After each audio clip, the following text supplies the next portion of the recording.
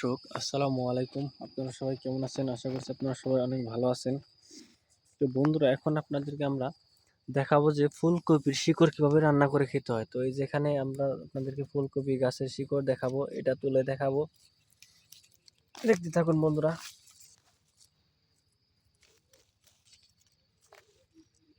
এই যে বন্ধুরা, এই যে ফুলকপি গাছ এবং ফুলকপির পাতা। এই ফুলকপির পাতা খেতেও কিন্তু বন্ধুরা খুবই সুস্বাদু বন্ধুরা।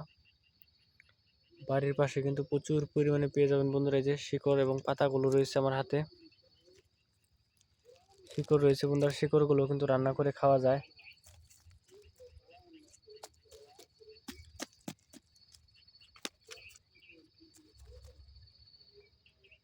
দেখতেই পাচ্ছেন বন্ধুরা আমার হাতে যে শিকড়। তো এটা কিন্তু আপনারা যদি রান্না করে খেতে পারেন, তাহলে দেখবেন যে এটার মধ্যে অনেক ভিটামিন রয়েছে, যা আপনারা এটা খেলে অনেক উপকার পাবেন। দেখুন বন্ধুরা, আর এই যে গাছটি আমরা এই যে ফুলকপি চারা এখন আমরা এখানে রোপণ করে দিব। দেখতে থাকুন যে আমরা এই ফুলকপি চারা কিভাবে রোপণ করি।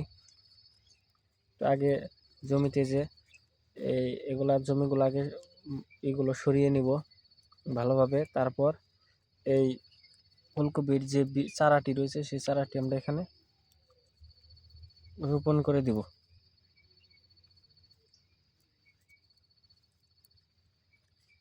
তো এই যে ফুলকপির চারাটি এখানে দিলাম, দেওয়ার পর আমরা এখানে এগুলা দিয়ে নিব। দেখুন, তো তারপরে দেখবেন যে এই ফুলকপি চারাটি অল্প কয়েকদিনের মধ্যে বড় হয়ে যাবে। এই যে ফুলকপি চারাটি এখানে রোপণ করা হয়ে গেল।